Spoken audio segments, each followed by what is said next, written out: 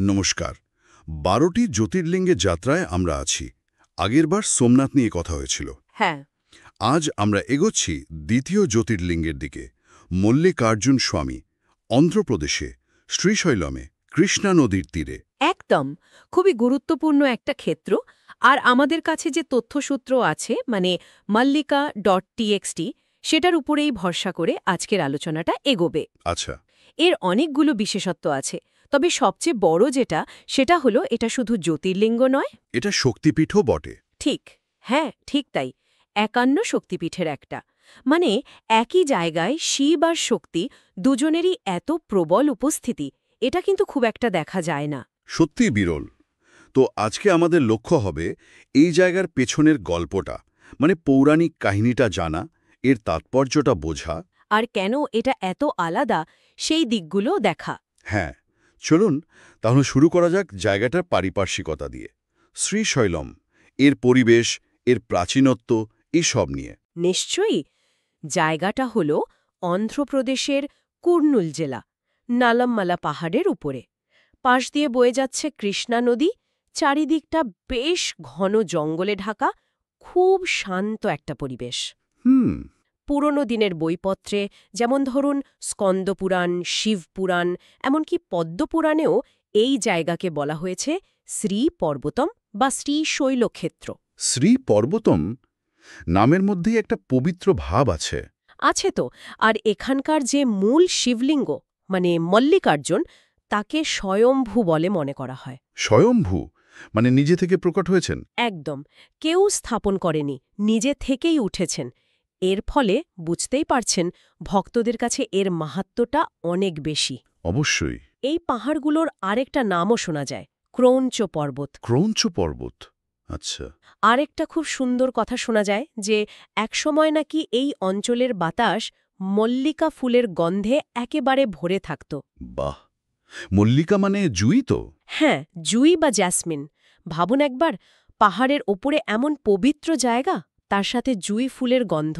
মানে পরিবেশটা তো তাহলে ঋষিদের তপস্যার জন্য একেবারে আদর্শ ছিল। ঠিক তাই। আর সেই জন্যই হয়তো অগস্ত্য মুনি, মার্কণ্ডেয়ার ঋষির মতো বড় বড় সাধকেরা এখানে দীর্ঘ সময় ধরে তপস্যা করেছিলেন বলে আমরা জানতে পারি।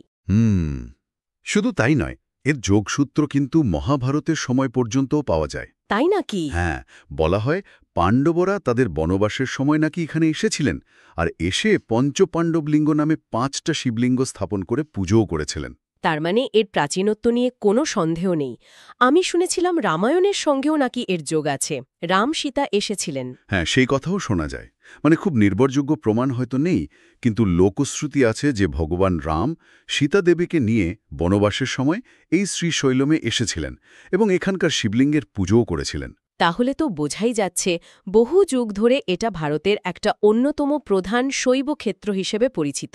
নিঃসন্দেহে অত্যন্ত শক্তিশালী একটা ক্ষেত্র, এর গুরুত্ব অপরিসীম। এই অসাধারণ প্রেক্ষাপটটা জানার পর এবার মনে হয় সেই মূল গল্পটাতে আসা দরকার, যার জন্য এই জ্যোতির্লিঙ্গের প্রতিষ্ঠা। হ্যাঁ, কৈলাসের সেই বিখ্যাত ঘটনাটা। গণেশ আর কার্তিকেয়র সেই প্রতিযোগিতা, তাই তো? একদম। এই জ্যোতির্লিঙ্গের উৎপত্তির সঙ্গে ওই গল্পটা একেবারে জড়িয়ে আছে। গল্পটা শুরু কৈলাসে। শিব আর পার্বতী আছেন, আর তাদের ২ ছেলে কার্তিকেয় আর গণেশ। আর ২ ভাই, তারা তো একেবারে ২ ধরনের চরিত্রে ছিলেন, তাই না? মানে প্রকৃতিগতভাবে। একেবারে বিপরীত। কার্তিকেয়, যাকে আমরা স্কন্দ বা মুরুগান বলেও জানি, তিনি কেমন? তিনি দারুণ দেখতে, প্রচণ্ড বীর, দেবতাদের সেনাপতি। মানে তার পরিচয়টাই হল গতি, ক্ষিপ্রতা, যুদ্ধবিদ্যা এসবে। খুব অ্যাক্টিভ। ঠিক। আর অন্যদিকে গণেশ, তিনি বেশ শান্ত, ধীরস্থির, একটু গোলগাল চেহারা, কিন্তু জ্ঞানের সাগর। তার জোরটা হল বুদ্ধিতে, ধীশক্তিতে, যে কোনো সমস্যার চটজলদি সমাধানে। এই বৈপরীত্যটাই তো গল্পটাকে এত ইন্টারেস্টিং করে তুলেছে। ঠিক। তো ঘটনাটা ঘটল ওদের বিয়ের সময়, কে আগে বিয়ে করবেন এই নিয়ে। হ্যাঁ, মানে ২ ছেলেই যখন বিয়ের যোগ্য হলেন, তখন বিয়ের কথাবার্তা শুরু হল, কিন্তু প্রশ্ন উঠল কার বিয়ে আগে হবে। তখন মা পার্বতী একটা উপায় বের করলেন, একটা পরীক্ষা। সেই বিখ্যাত দৌড়। ঠিক ধরেছেন। পার্বতী ঘোষণা করলেন, তোমাদের দুজনের মধ্যে যে আগে 3বার এই গোটা ব্রহ্মাণ্ড বা বিশ্ব পরিক্রমা করে আমার কাছে ফিরে আসতে পারবে, তারই বিয়ে আগে হবে। কার্তিকেয়র তো এটা শুনে পোয়াবারও, তার বাহন ময়ূর, গতিই তার শক্তি। তিনি তো ভাবলেন এ আর এমন কি। সেটাই স্বাভাবিক। দেবতাদের সেনাপতি তিনি, ত্রিভুবন ঘোরেন। ঘোষণাটা শোনার পরেই উনি আর এক মুহূর্তও দাঁড়ালেন না। সোজা নিজের ময়ূরের পিঠে চড়ে বসলেন আর ঝড়ের বেগে বেরিয়ে পড়লেন পৃথিবী ঘুরতে। মানে বিশ্ব পরিক্রমায়? হ্যাঁ, বিশ্ব পরিক্রমায়। কিন্তু গণেশ, তার বাহন তো ছোট্ট ইঁদুর, আর চেহারাতেও তিনি কার্তিকেয়র মতো ছিপছিপে নন। উনি কি করলেন? উনি কি হাল ছেড়ে দিলেন দেখে? না না, এখানেই তো গণেশের বিশেষত্ব। উনি কার্তিকেয়র মতো তাড়াহুড়ো করলেন না, একটু দাঁড়ালেন, ভাবলেন, আচ্ছা জগৎ মানে কি, ব্রহ্মাণ্ড মানে কি। উনি ভাবলেন, আমার কাছে তো আমার মা বাবাই সব, তারাই আমার জগৎ, আমার ব্রহ্মাণ্ড। তাহলে তাহলে তো তাদেরকেই প্রদক্ষিণ করলে জগতের পরিক্রমা হয়ে যায়। কি অসাধারণ ভাবনা! মানে একদম মূল জায়গায় গিয়ে ধরা। তারপর আর কি, খুব ভক্তিভরে মুখে মা বাবার নাম নিতে নিতে গণেশ তার পিতা মহাদেব আর মাতা পার্বতীকে মাঝখানে রেখে 3বার ঘুরে এলেন, প্রদক্ষিণ করলেন। বাহ! আর শিব পার্বতী, তারা তো ছেলের এই গভীর জ্ঞান, এই পিতৃমাতৃ ভক্তি দেখে একেবারে মুগ্ধ, অভিভূত। তারা বুঝলেন যে আসল জিনিসটা বুদ্ধি, জ্ঞান, শুধু দৌড় নয়। একদম। তারা গণেশকেই বিজয়ী ঘোষণা করলেন। আর ঠিক তখনই অনেকটা পথ ঘুরে ক্লান্ত হয়ে কার্তিকেও ফিরে এলেন কৈলাসে। এসে দেখলেন খেলার শেষ। হ্যাঁ, এসে দেখলেন গণেশ শুধু জয়ী হননি, কিছু কিছু লোককথা অনুযায়ী তার বিয়েও হয়ে গেছে। প্রজাপতি ব্রহ্মার 2 মানসকন্যা সিদ্ধি আর বুদ্ধি, তাদের সঙ্গে। সর্বনাশ! কার্তিকের তখন মনের অবস্থাটা কি হয়েছিল ভাবা যায়? এত কষ্ট করে সারা বিশ্ব ঘুরে এলেন, আর ভাই কিনা। ভাই কিনা শুধু বুদ্ধি খাটিয়ে এক জায়গাতেই দাঁড়িয়ে থেকে জিতে গেল। তার কাছে তো এটা চরম অপমানজনক লেগেছিল নিশ্চয়ই। মনে হয়েছিল যেন ধোঁকা দেয়া হলো। অবশ্যই। তিনি ভীষণ রেগে গেলেন, খুব দুঃখ পেলেন, হতাশ হলেন। মনে হলো তার সাথে ঠিক বিচার হয়নি, তার পরিশ্রমের কোনো দামই দেওয়া হলো না।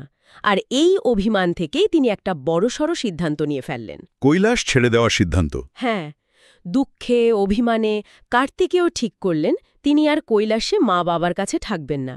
তিনি দক্ষিণ দিকে রওনা দিলেন। একা? একা। ঘুরতে ঘুরতে এসে পৌঁছলেন এই ক্রৌঞ্চ পর্বতে, মানে আজকের শ্রীশৈলমে।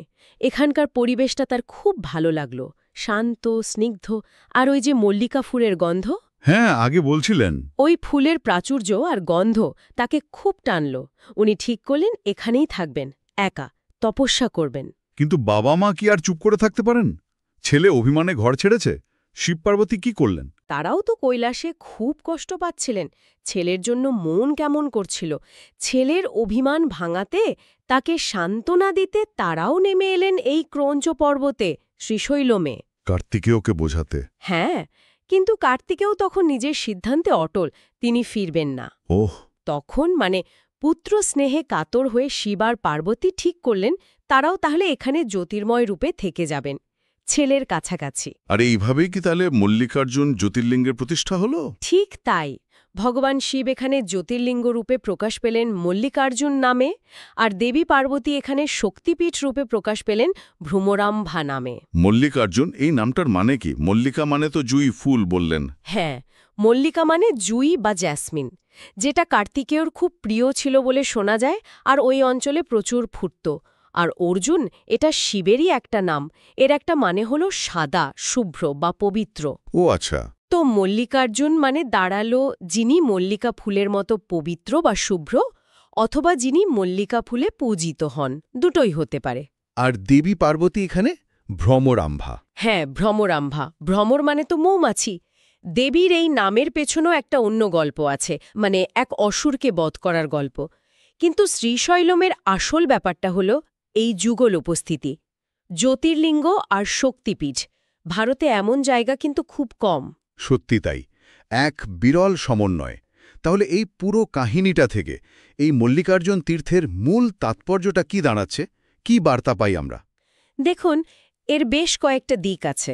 প্রথমত, এটা মা বাবার প্রতি সন্তানের যে টান বা সন্তানের প্রতি মা বাবার যে স্নেহ, সেটার একটা প্রতীক। ঠিক। দ্বিতীয়ত, গণেশের গল্পটা আমাদের শেখায় গতির চেয়ে জ্ঞান বা প্রজ্ঞা বড়। মানে শুধু দৌড়ালেই হয় না, বুদ্ধিটা কাজে লাগাতে হয়, উপস্থিত বুদ্ধি। খুবই গুরুত্বপূর্ণ শিক্ষা। আর তৃতীয়ত যেটা হয়তো সবচেয়ে গুরুত্বপূর্ণ, এটা হল শিব আর শক্তির মিলন ক্ষেত্র। পরম পুরুষ আর পরম প্রকৃতি, তাদের অবিচ্ছেদ্য রূপ, এই দ্বৈততাই এই জায়গার আসল শক্তি। আচ্ছা, আর ভক্তদের মধ্যে কি ধরনের বিশ্বাস কাজ করে? মানে এখানে পুজো দিলে বা প্রার্থনা করলে কি ফল পাওয়া যায় বলে মনে করা হয়? সাধারণভাবে বিশ্বাস করা হয় যে এখানে ভক্তি ভরে প্রার্থনা করলে সংসারে শান্তি আসে, পারিবারিক বিবাদ মেটে। ওহ, যাদের বিয়েতে দেরি হচ্ছে বা বাধা আসছে, সেই বাধাও কেটে যায় বলে অনেকে বিশ্বাস করেন। আর মনের জোর বাড়ে, আত্মবিশ্বাস পাওয়া যায়। এটাও একটা বড় প্রাপ্তি বলে মনে করা হয়। এখানে পুজো দেওয়ার একটা বিশেষ পদ্ধতির কথাও তো খুব শোনা যায়, হ্যাঁ যেটা অন্য জ্যোতির্লিঙ্গে নাকি নেই।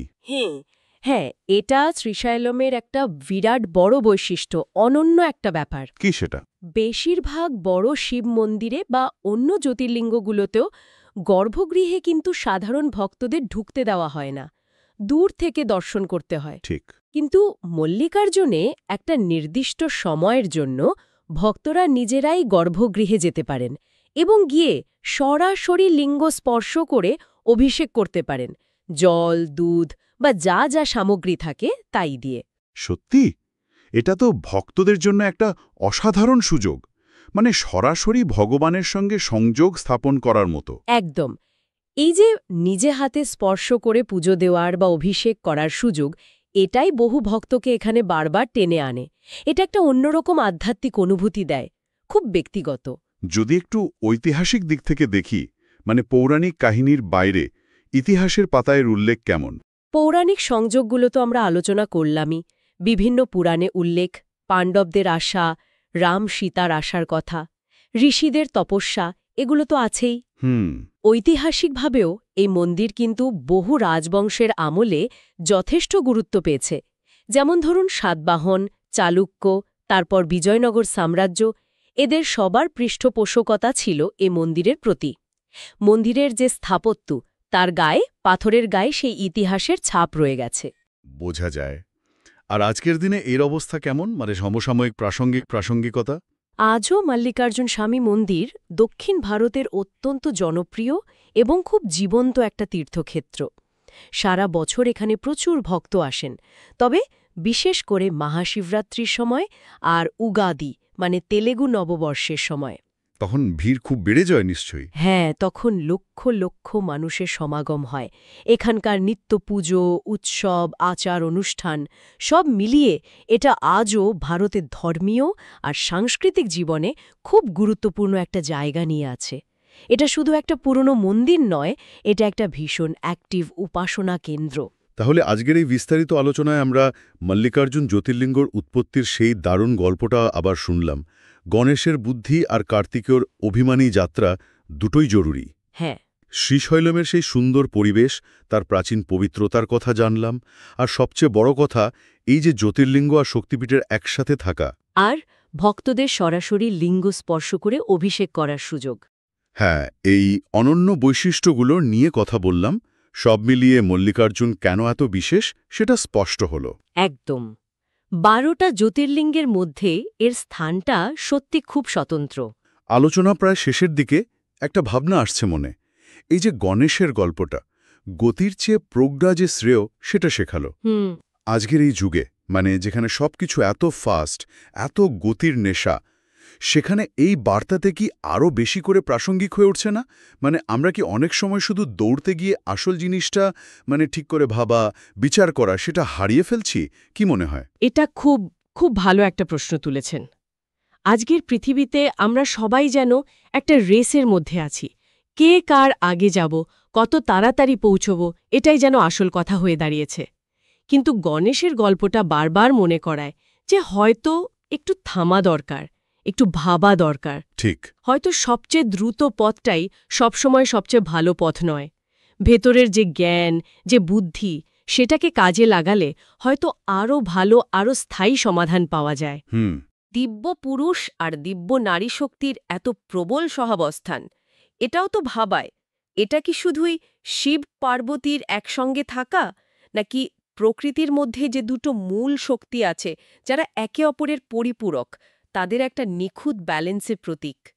দারুণ একটা দিক। এ প্রশ্নগুলো নিশ্চয়ই ভাবার মতো, শ্রোতারাও ভাবতে পারেন। এই ভাবনাগুলো নেই তাহলে আজকের মতো শেষ করা যাক।